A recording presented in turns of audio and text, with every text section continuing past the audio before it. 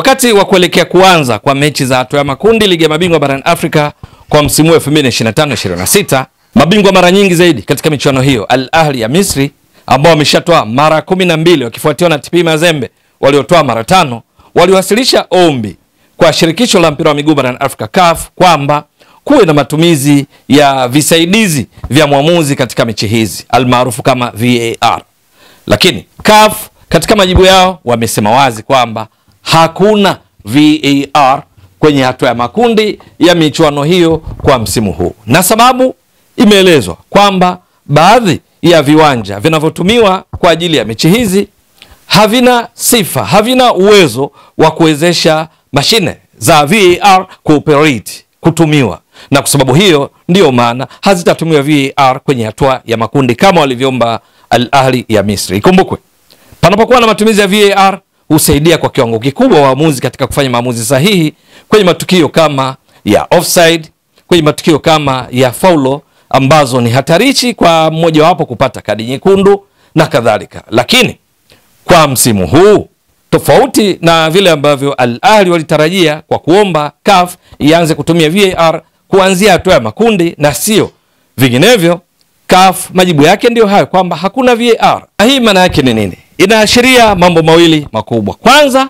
hakutakuwa na msaada wa VAR kwa waamuzi, na hivyo kwenye maamuzi tata yatakapotokea, kitakachotegemewa ni on-field referees wenyewe. Yes, on-field referees. Kile ambacho wao watakuwa wanakiona na kukitafsiri ndicho ambacho kitatazamiwa kutoa maamuzi muhimu yote katika mchezo husika, ikiwamo katika nyakati zile tata, kwa kushirikiana mwamuzi wa kati na wasaidizi wake kuona kwamba wanakuwa na uamuzi sahihi wa kutenda haki kwa timu pindi patapotokea tukio lolote. Lakini jambo la pili, maana yake ni kwamba katika mechi hizi zote hakutakuwa na, tunasema no video review.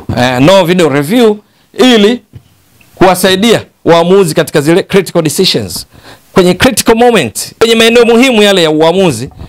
VAR kama tunavyojua huwa inasaidia waamuzi hasa katika offside, hasa katika ugawaji wa kadi nyekundu pale panapokuwa na tukio ambalo mchezaji mmoja anafanya madhambi ya kuhatarisha usalama wa mchezaji mwenzake. Tuseme matukio yale yanosababisha mtu kupata kadi nyekundu, VAR huwa inatumika katika kusaidia.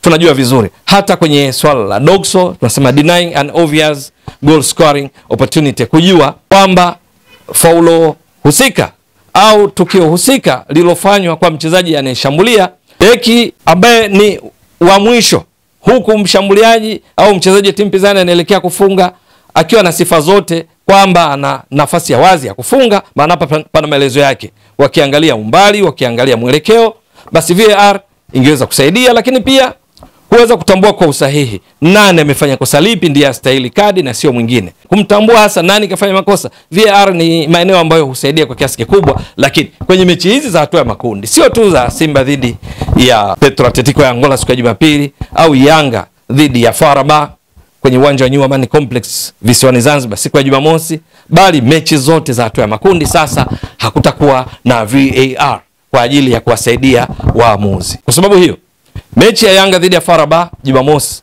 pale kwenye uwanja New Amani Complex visiwani Zanzibar itakayochezeshwa na mwamuzi kutoka Mauritania Ahmad Ibtehaz, uchezeshaji wake utategemea matumizi ya macho ya mwanadamu, wala hakuna VAR ya kuweza kumsaidia, na wala kwa lugha nyingine matumizi ya video hayapo.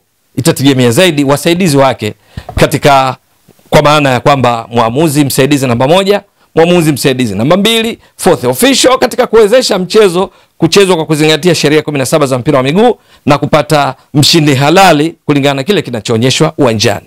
Sio tu mechi ya Yanga dhidi ya FAR Rabat, mechi ya Jumapili kwa Mkapa jijini Dar es Salaam, wakati wekundu wa Msimbazi Simba watakapoteremka dimbani kucheza dhidi ya Petro de Luanda ya Angola, mwamuzi wake kwenye mchezo huu Messi Nkunku, raia kutoka Congo Brazzaville, na wasaidizi wake ambao wote wanatoka Congo Brazzaville, hawatakuwa na usaidizi wa VAR katika maamuzi yao, bali itategemea na namna uwezo wao katika kuona matukio na kuyatafsiri kwa usahihi ili kuhakikisha sheria 17 za mpira wa miguu zinazingatiwa.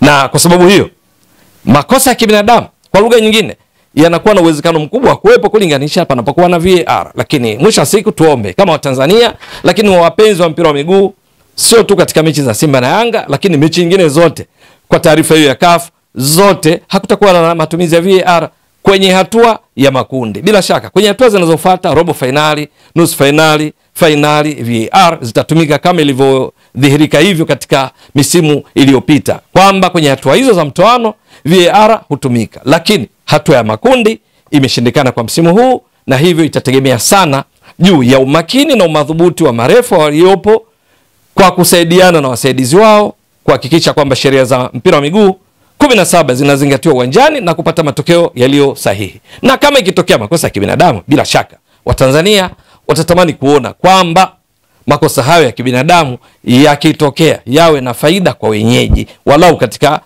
raundi hii ya kwanza kwenye ligi ya mabingwa barani Afrika, kwa maana kwamba wanufaika wawe Yanga, wanufaika wawe Simba na klabu nyingine za Tanzania, Azam, Singida Black Stars wanapocheza, basi makosa ya kibinadamu ya waamuzi yawe kwa ajili ya timu za Tanzania. Singida Black Stars, Azam FC wanawakilisha nchi katika michuano ya kombe la shirikisho barani Afrika, wote wapo katika hatua ya makundi, ili mwisho wa siku Tanzania izidi kung'ara kwa michuano ya klabu ya CAF kwa msimu wa 2025-26 na hatimaye kuendelea kutupa heshima.